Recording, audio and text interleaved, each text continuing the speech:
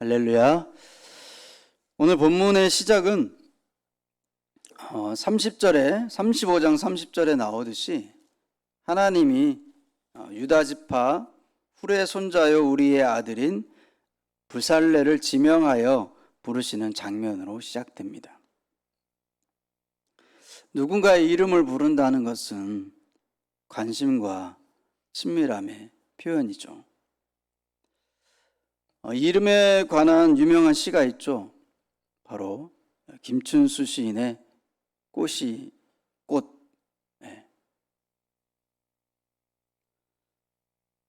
한번 제가 읊어보도록 하겠습니다. 내가 그의 이름을 불러주기 전에는 그는 다만 하나의 몸짓에 지나지 않았다. 내가 그의 이름을 불러주었을 때 그는 나에게로 와서 꽃이 되었다. 내가 그의 이름을 불러준 것처럼 나의 이 빛깔과 향기에 알맞은 누가 나의 이름을 불러다오. 그에게로 가서 나도 그의 꽃이 되고 싶다. 우리들은 모두 무엇이 되고 싶다. 너는 나에게, 나는 너에게 잊혀지지 않는 하나의 눈짓이 되고 싶다.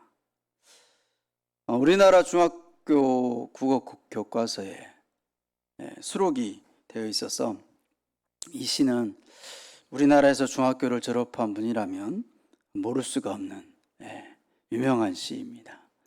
물론 이제 김춘수 시인에 대한 또 여러 가지 또 말들이 있을 수도 있긴 하지만 어쨌든 이 꽃이라는 이 시로만 국한해서 본다면 상당히 이름에 대해서, 이름이 주는 그런 상징성에 대해서 잘 나타내주고 있는 시라고 할 수 있습니다. 존재의 어떤 대상의 존재의 본질과 의미, 그리고 이름이 가지는 그런 상징성을 잘 탐구하는 시로서 동시에 누군가에게 인식되고 싶은 인간의 갈망을 잘 보여주고 있는 시입니다. 사람은 누군가에게 이제 인식이 되고 싶어하는 갈망을 갖고 있다는 거죠. 다른 말로 표현하면 존재감이라고도 하죠. 존재감. 어떤 존재감이 있냐 없냐에 따라서 어떤 그 사람이 차지하는 어떤 공동체에서 그 사람이 차지하는 지분이라고 해야 되나요? 그런 것을 존재감으로 이렇게 표현을 하기도 하죠. 한마디로 모든 것은 이름을 가짐으로써 그것으로 인식된다는 그러니까 이름이 주는 의미가 상당히 크다라는 것이죠. 이름이 주는 그런 의미를 잘 보여주는 그런 시입니다. 누군가에게 자신의 이름이 어떤 사람에게 잘 각인되어져 있고 잘 인식되어져 있다는 것이 중요한 거라는 거죠. 우리 그리스도인들은, 성도는 하나님께 인식되면 되는 줄로 믿습니다. 하나님이 나의 이름을 지명하여 부르신다는 것, 하나님이 나의 이름을 부르신다는 것, 생각만 해도 엄청난 영광이 되는 것이죠. 하나님이 지명하여 부르셨다는 것은 단순히 이름만 알고 그냥 이름만 부른다는 것에 그런 의미가 아니라는 거죠. 하나님이 지명하여 부르신다는 것은 그 사람과의 각별한 관계를 바탕으로, 그 사람과의 친밀함을 바탕으로 지명하여 부르신다는 것을 의미합니다. 그 사람을 잘 알기 때문에 부르신다는 거예요, 하나님은. 그렇기 때문에 하나님의 부르심은, 하나님이 지명하여 부르신다는 것은 관계적이고 이 전인격적인 그런 부르심입니다. 하나님은 일 잘하는 어떤 이에게 그저 일만 맡기시는 것이 아니라 자기를 사랑하고 경외하는 자녀에게 자기와 맺은 관계를 근거로 교제할 그 장을 마련하려고 그 사람에게 초대장을 건넨다는 것이죠. 이러한 맥락에서 볼 때 예수님이 나무 위에, 뽕나무 위에 있는 삭개오의 이름을 이렇게 삭개오에게 찾아와서 삭개오야 속히 내려오라. 오늘 내가 내 집에 유하여 하겠다. 라고 삭개오의 이름을 불러줬을 때 삭개오는 이미 마음의 무장이 다 해제가 돼버리고 마음이 녹아져 버렸다는 거죠. 자신의 이름을 불러주신 것이 얼마나 위대한 사건인지 이 삭개오의 그 사건을 통해서 우리는 잘 알 수 있다는 거죠.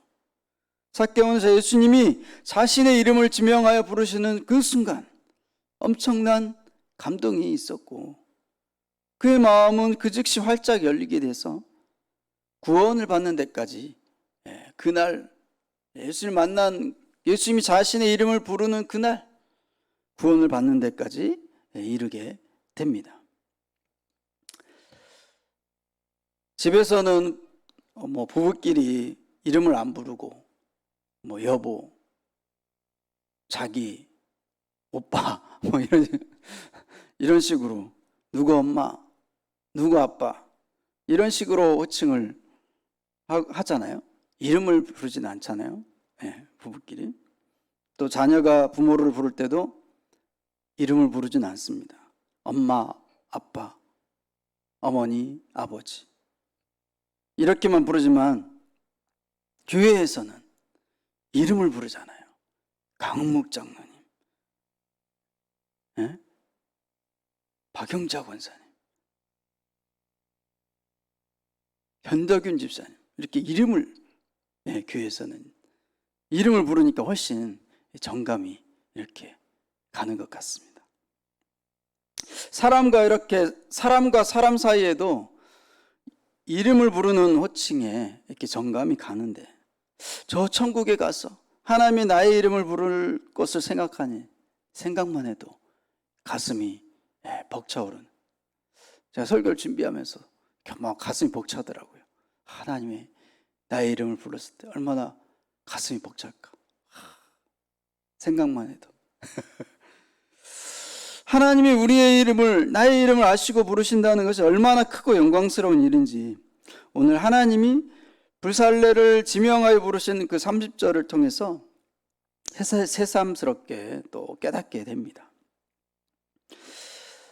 35장 30절에서 36장 1절까지는 브살렐과 오홀리압이 하나님으로부터 받은 여러 가지 기술에 대한 내용을 소개하고 있습니다.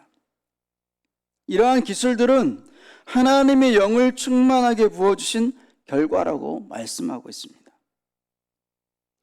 이처럼 사람들에게 있는 모든 능력은 근본적으로 스스로 획득한 것이 아니라 하나님의 베푸신 선물이라는 것이죠.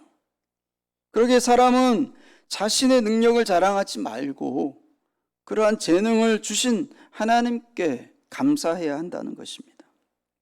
또 그러한 능력과 재능을 사용할 땐 언제나 나의 욕구를 채우기 위함이 아니라 그것을 주신 하나님의 뜻에 부합하도록 심사숙고해서 그것을 능력과 재능을 사용해야 한다는 것이죠.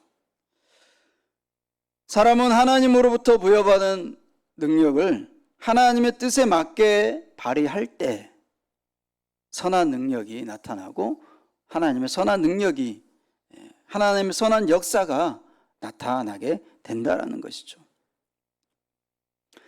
내게 있는 재능과 은사를 무엇을 위해 쓰고 있는지 확인해 봐야 합니다. 우리는 나에게 있는 재능과 은사는 하나님의 선물임을 기억하며 하나님의 뜻대로 사용할 수 있기를 축복합니다.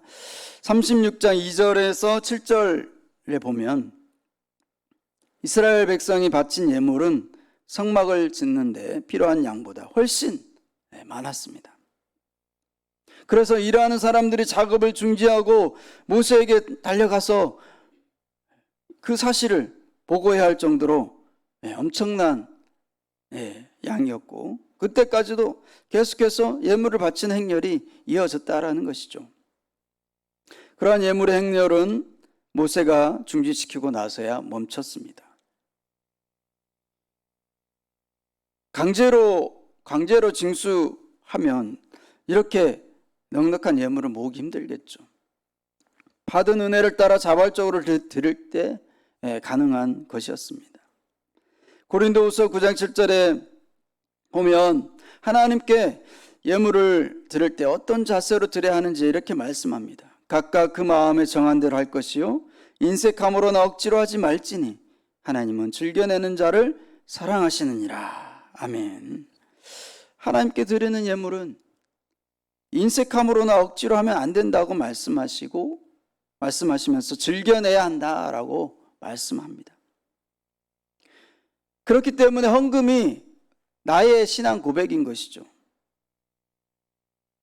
하나님을 사랑하고 하나님을 인정하는 마음이 없다면 헌금을 하는데 인색하게 되고 억지로 하게 됩니다.